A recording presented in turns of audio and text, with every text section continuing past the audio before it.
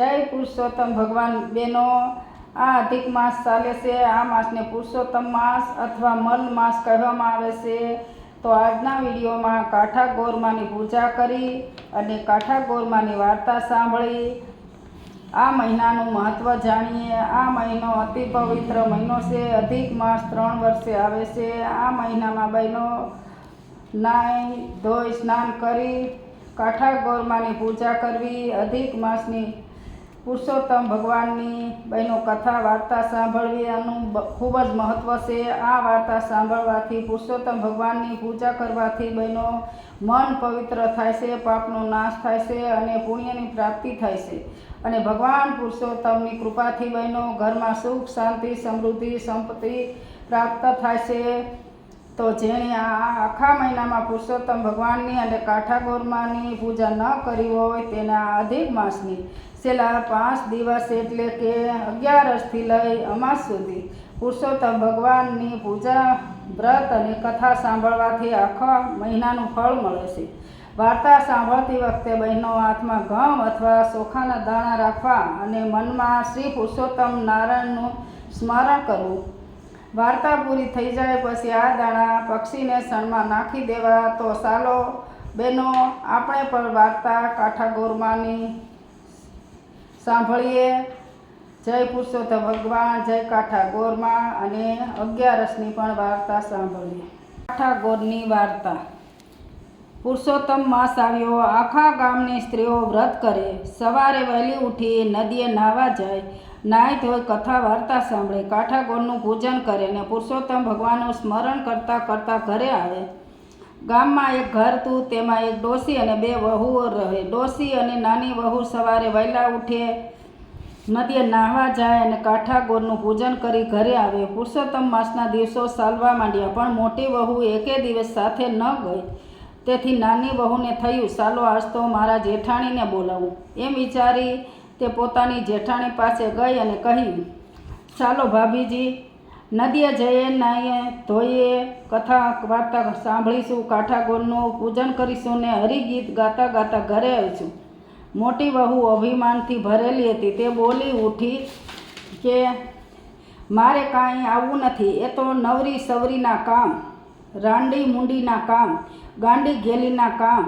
હું ક્યાં તારા જેવી નવરી છું? મારે તો રાજા રજવાડેથી આવે, દીકરો નિશાળેથી આવે, વહુ પિયરથી આવે અને દીકરી સાસરેથી આવે, અને વળી મારે તો ઘૂમતા વલોણા ને ઝૂલતા પારણા, કેડમાં કીકો ને કપાળે ટીકો, વાડે વસેરા ને પરવાડે પાડા, કળકળતી ખીચડીને સુવાવડી દીકરી। હું ક્યાં તારા જેવી નવરી છું? તું તારે કાંઠા કૂવા ગણતી ફર, નદી નાળે રખડતી ફર। નાની વહુને જેઠાણીની વાણી કડવી ઝેર જેવી લાગી। એ તો પુરુષોત્તમ નારાયણનું સ્મરણ કરતી સાસુને લઈને નદીએ નાહવા ગઈ। મોટી વહુને સારે કોર સરખાઈ હતી। એને વ્રત વર્તુલાની કાંઈ પડી નથી। એ તો ઉના પાણીની ત્રાંબા કુંડી ભરીને ચબચબ નાહીને ધબ ધબ ધુએ, હાલરડા ગાયને ચૂખડી ખાય। થોડા દિવસ વીત્યાને કાંઠા ગોરનો કોપ થયો। આજે મોટી વહુને તો રાજા રજવાડેથી ન આવ્યા, દીકરો નિશાળેથી પણ ન આવ્યો, વહુ પિયરથી પણ ન આવી, દીકરી સાસરેથી પણ ન આવી। મોટી વહુ તો ધ્રુજી ઉઠી અને જુએ છે તો વાડે વસેરા નહીં, પણ પરવાડે પાડા નહીં, વલોણા ઘૂમતા નથી ને પારણા ઝૂલતા નથી। મોટી વહુને પોતાના અભિમાન માટે ખૂબ પસ્તાવો થયો। એ તો સવારે વહેલી ઉઠીને દેરાણી પાસે ગઈ, સાસુને પગે લાગી અને વિગતથી વાત કરીને કહ્યું, મારું તો ધનોત પનોત નીકળી ગયું, હવે હું શું કરું? સાસુએ મોટી વહુને ધીરજ આપી અને કહ્યું, વહુ, એ તો કાંઠા ગોરનો શાપ લાગ્યો છે। તું કાંઠા ગોરનું વ્રત કર, ગોરમાં બહુ દયાળુ છે, તેમની કૃપાથી સૌ સારાવાના થશે। મોટી વહુએ કહ્યું માન્યું અને જળ દઈને ઉઠી સાબડીમાં ફૂલ ને દાબડીમાં કંકુ લીધા, ધૂપ અને દીપ લીધા, શ્રીફળને સોપારી લીધા, કળશને કંકાવટી લીધા અને ખંભે ચૂંદડી નાખી નદીએ નાહવા નીકળી। મોટી વહુએ તો નાહી ધોઈ કથા વાર્તા સાંભળી કાંઠા ગોરની પૂજન કર્યું અને ગીત ગાતી ઘરે આવી। ઘરે આવીને જોઈએ છે તો જેમનું તેમ પહેલાં હતું એમ હેમ ખેમ થઈ ગયું। મોટી વહુને તો કાઠાગોર ફળ્યા. તે દિવસથી તેણે નિયમ લીધો કે જીવીશ ત્યાં સુધી કાઠાગોરનું વ્રત ખરા ભાવથી સાસા દિલથી આખો પુરુષોત્તમ માસ નદીએ નાહીશ ને હરિભજન ગાઈશ. થોડા સમયમાં તો જેઠાણીનું ઘર ભર્યું ભાદર જેવું થઈ ગયું. જય ગોરમાં. અધિક માસમાં પરમા એકાદશીનું મહત્ત્વ જાણીએ અને તેની વાર્તા સાંભળીએ. અમારો વિડીયો જો તમને ગમ્યો હોય તો લાઈક, શેર અને બાકી હોય તો સબસ્ક્રાઈબ કરજો. ચાલો આપણે 11ની કથા સાંભળીએ.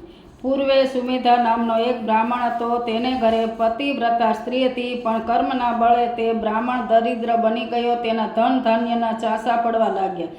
છેવટે તેણે ભિક્ષા પર ગુજારો કરવા માંડ્યો. લોકો પણ તેની રોજની ભીખથી કંટાળી ગયા. હવે તેને ભિક્ષા મળતી બંધ થઈ ગઈ. તેમણે પોતાની પત્નીને કહ્યું, હે સતી, મારા કર્મને લીધે તારે વગર વાકે દુઃખ ભોગવવું પડે છે. મારા જેવા દરિદ્ર સાથે તારું પાનું પડ્યું એ પણ એક દુર્ભાગ્ય છે. જો તું કહે તો હું પરદેશ જાઉં અને કાંઈક પુરુષાર્થ કરું. પત્નીએ નમ્રતાથી કહ્યું, નાથ, હું બીજું તો તમને શું કહું, પરંતુ મેં સાંભળ્યું છે કે ગયા ભવમાં જેણે પુણ્યદાન ન કર્યું હોય તેને આ ભવમાં કશું પ્રાપ્ત થતું નથી. જો આપણે પુણ્યદાન કર્યું હશે તો ઘરે બેઠા પણ તેનો ઉદય થશે. હું આપના વિયોગમાં એક ક્ષણ પણ રહી શકું તેમ નથી, કારણ કે જે સ્ત્રીને પતિ છોડી જાય છે તેને લોકો તિરસ્કારની દ્રષ્ટિએ જુએ છે અને દુર્ભાગ્ય કહે છે. તમે ધીરજ ધરો, ભાગ્યમાં હશે તો અહીં પણ આવી મળશે. એવામાં મહર્ષિ કૌંડિન્ય નામના આવી પહોંચ્યા. સુમેધાએ તેમનો ભાવપૂર્વક સત્કાર કર્યો અને તેની સ્ત્રીએ તેમને આદરપૂર્વક જમાડ્યા. જમી રહ્યા પછી સુમેધાની સ્ત્રીએ હાથ જોડી મહર્ષિને પૂછ્યું, હે મહર્ષિ, શું કરવાથી અમારું દારિદ્ર્ય મટે તેમ અમને કૃપા કરીને કહું. મહર્ષિ કૌંડિન્ય બોલ્યા, હે સતી, તું પુરુષોત્તમ માસની વદ એકાદશીનું વ્રત કર. આ પરમા એકાદશીનું વ્રત સર્વ વ્રતોમાં ઉત્તમ છે.